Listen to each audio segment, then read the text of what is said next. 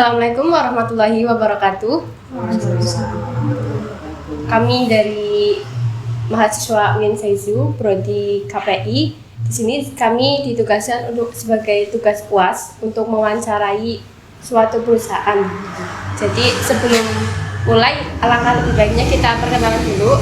Kan pepatah, tak kenal maka tak sayang ya Bu. Jadi perkenalkan, kami dari kelompok 8 Sahwita yang beranggotaan saya sendiri Nilai Rizamilati dan teman saya Ahmad Nijati Mustiansyah.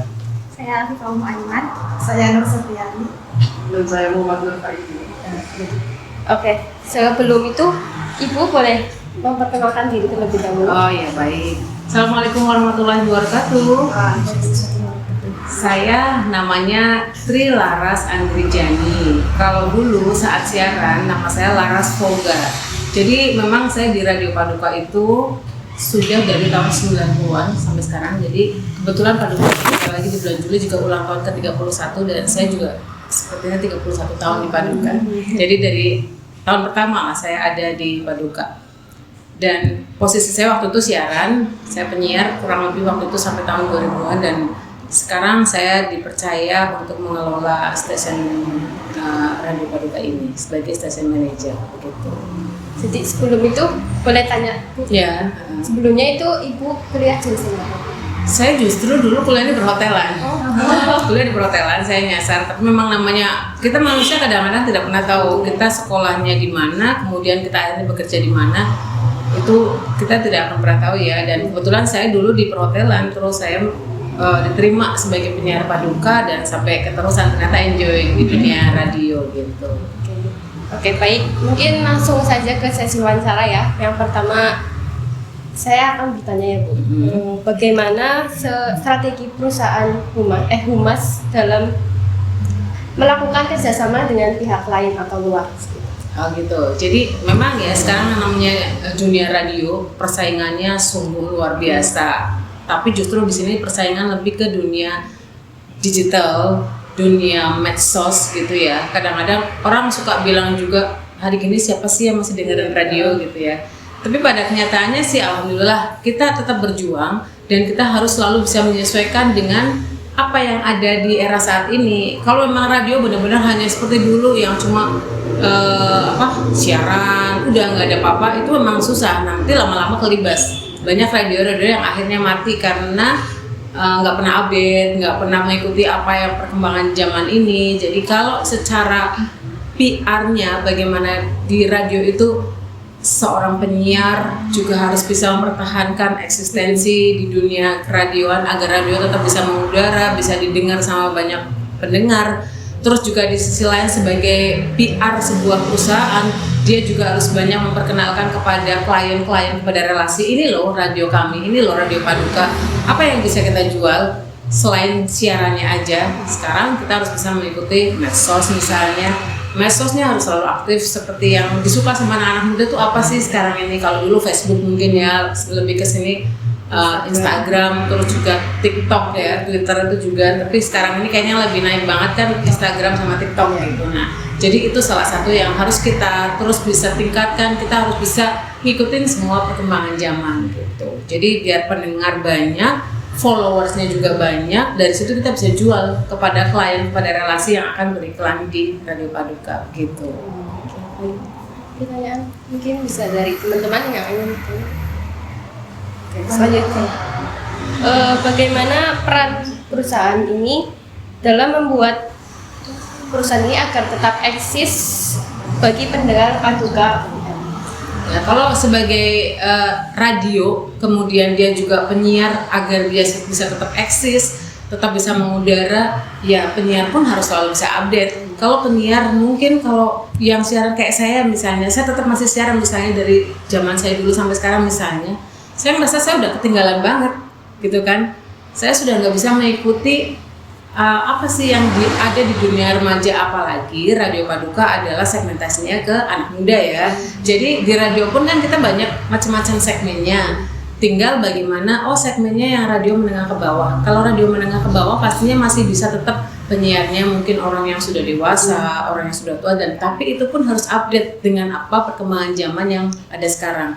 Coba kalau penyiarnya yang sudah usianya mungkin seusia saya tapi dia nggak pernah update, nggak tahu TikTok, nggak tahu Instagram, nggak tahu medsos lah ya, itu siarannya dia akan mungkin stabil kayak gitu terus. Nah kan itu nanti lama-lama ya pendengar yang sekarang ini udah anak-anak muda gitu kan, ini penyiar gimana sih, jadul amat gitu kan. Makanya di sini pun bagaimana kita mempertahankan eksistensi Radio Paduka untuk bisa terus mengudara, bisa dikenal sama masyarakat. Ya penyiarnya pun, semua penyiarnya kita tuntut harus bisa mengikuti dunia digital sekarang, di era digital sekarang ini. Jadi ya itu makanya dari semua program-program yang kita hadirkan juga yang harus update juga, yang seperti apa sih yang disuka sama pendengar, terutama pendengar kita yang segmentasinya ke anak muda. Nanti beda lagi sih kalau kita ngomongin radio news, ya berarti memang harus banyak newsnya. Kalau kita ke radio anak muda, ya berarti memang disuka anak muda siapa? Banyak kan misalnya musik-musik lah,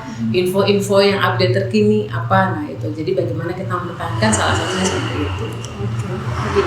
Pertanyaan selanjutnya yaitu apa strategi Humas untuk digunakan dalam mempertahankan pendengar di era sekarang ini yang sudah maju? Strategi apa tadi?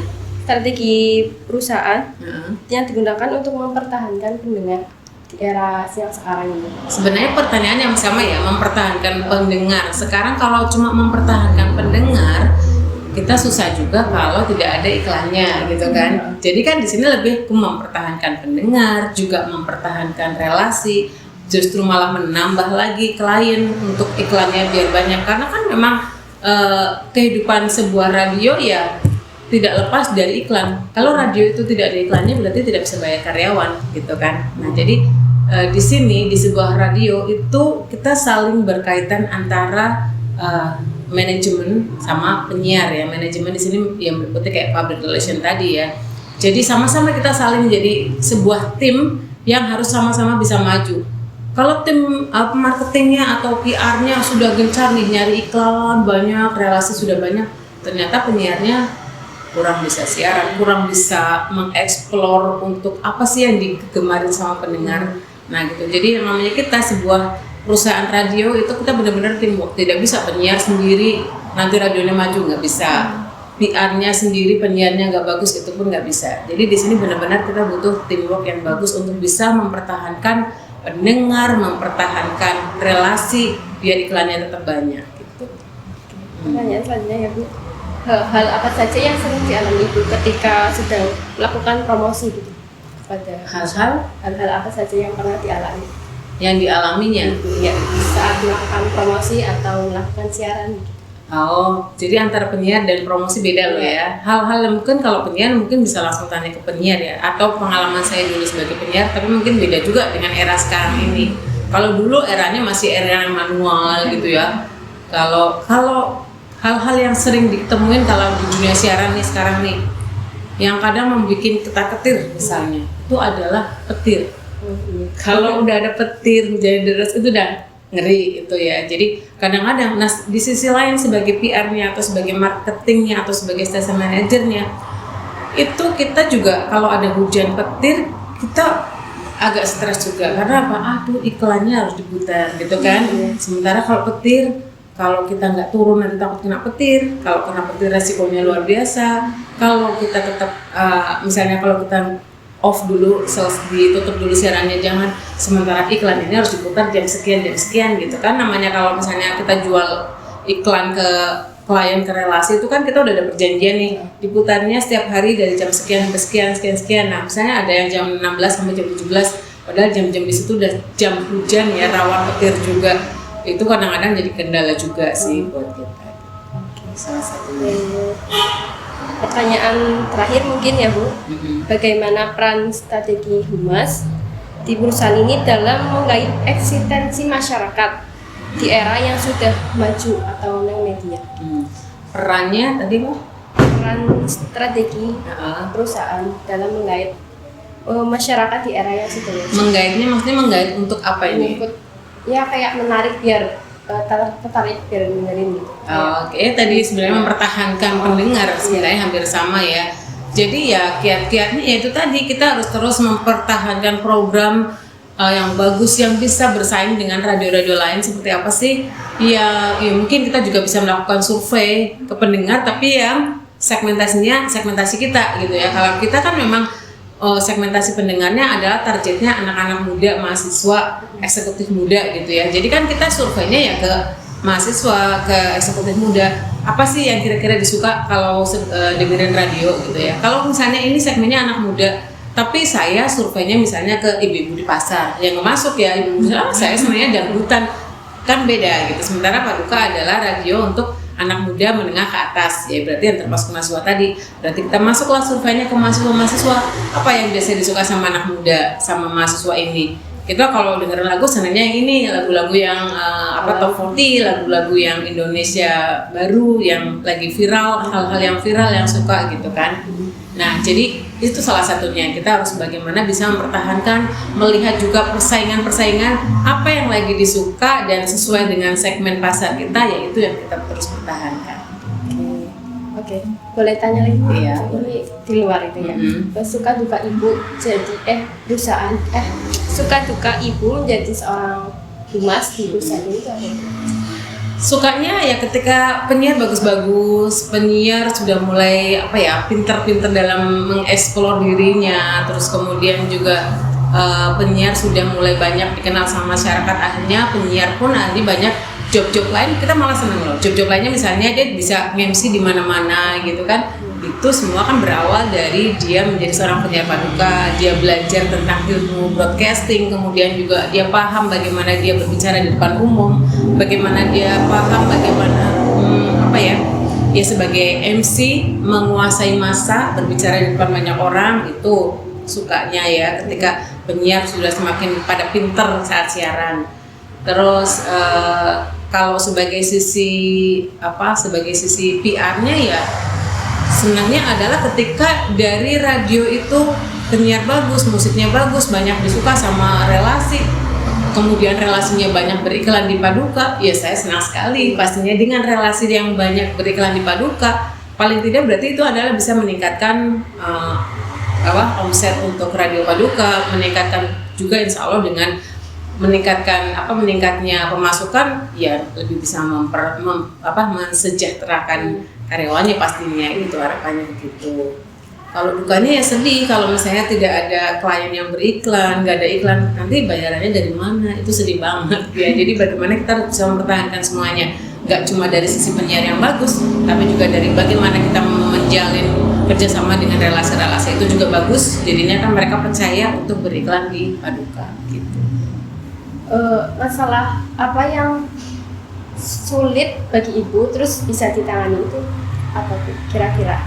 Yang sulit akhirnya bisa ditangani sebenarnya banyak dari sisi penyiar misalnya ya.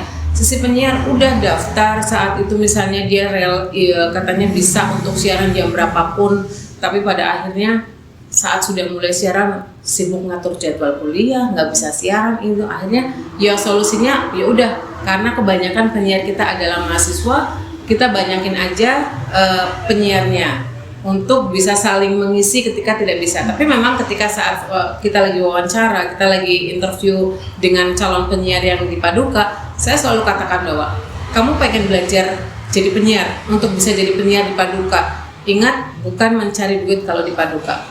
Bagaimana kita bisa menjadi seorang broadcaster yang nanti bisa dikenal sama masyarakat, dari situ nanti kalian pada bisa cari tambahan uangnya. Misalnya setelah dikenal ya sebagai penyiar, akhirnya dia juga banyak job-job MC itu tadi. Makanya saya iming-imingnya adalah jangan cari uang sebagai penyiar radio, tapi setelah jadi penyiar radio kalian bisa cari uang lebih banyak. Misalnya tadi ini beberapa MC di Purwokerto juga banyak yang alumni Paduka atau bahkan masih siaran di Paduka, juga dia bisa punya penghasilan bisa sebulannya 10 kali lipat dari gaji yang diterima sebagai dia penyiar. Karena penyiar di Paduka adalah benar-benar freelance ya, selesai 3 jam siaran udah pulang, silahkan mau kuliah, mau aktivitas apapun gitu. Kalau mau stay main di sini tetap silahkan, tapi kita biasanya hanya menuntut dalam 1 minggu kasih jadwal minimal 3 kali siaran dalam seminggu.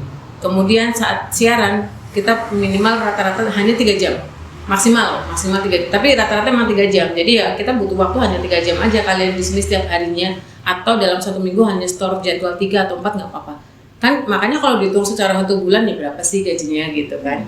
Tapi setelah 1 tahun lah jadi penyiar, setelah itu dia bisa mengeksplor dirinya, dikenal sama masyarakat, nge-MC di mana-mana. Tahu sekali nge-MC di sini penyiar paduka yang udah jalan 1 kali nge-MC rata-rata bisa 1 juta, 1,5 juta. Ada penyiar paduka yang 1 bulan bisa 8 kali nge-MC dalam 1 bulan. Terutama nih kalau lagi musim wedding, musim usia 17 tahun kayak gitu yang banyak dipakai ketika pada Sweet Seventeen. Nah itu penghasilan tambahan seperti itu. Luar biasa ya Bu. Mungkin terakhir statement Ibu untuk mahasiswa yang akan terjun ke PR. Ke dunia radio atau ke PR-nya nih? Ya, bisa dua-duanya nih. Oh ya, kalau ke PR-nya ya bagaimana kita seorang public relation hampir sama dengan public speaking ya. Kita harus terbiasa dulu dengan berbicara di depan umum. Oke, kalau 1 kali, 2 kali mungkin kita grogi. Kita takut ya kalau kita berbicara di depan umum, pastinya kan pertama sih gemetar. Gemetarnya nggak cuma di suara tapi bahkan baju pun kadang bisa bergetar ya. Jadi biasakan bisa ngobrol dengan teman-teman. Kalau sudah terbiasa ngobrol dengan 1 orang, dengan 2 orang, 3 orang, 4 orang, lama-lama 10 orang, semua butuh jam terbang.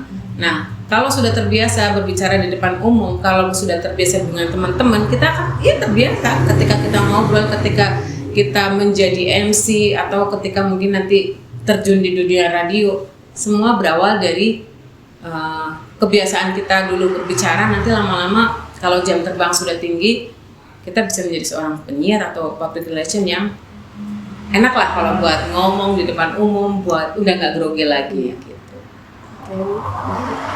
Ya mungkin itu saja sesi wawancara saya dengan Ibu. Mungkin terima kasih untuk Ibu yang sudah menyempatkan waktunya. Sama-sama. Baik, mungkin itu saja dari kelompok kami. Mohon maaf bila ada kekurangan. Wassalamualaikum warahmatullahi wabarakatuh. Assalamualaikum.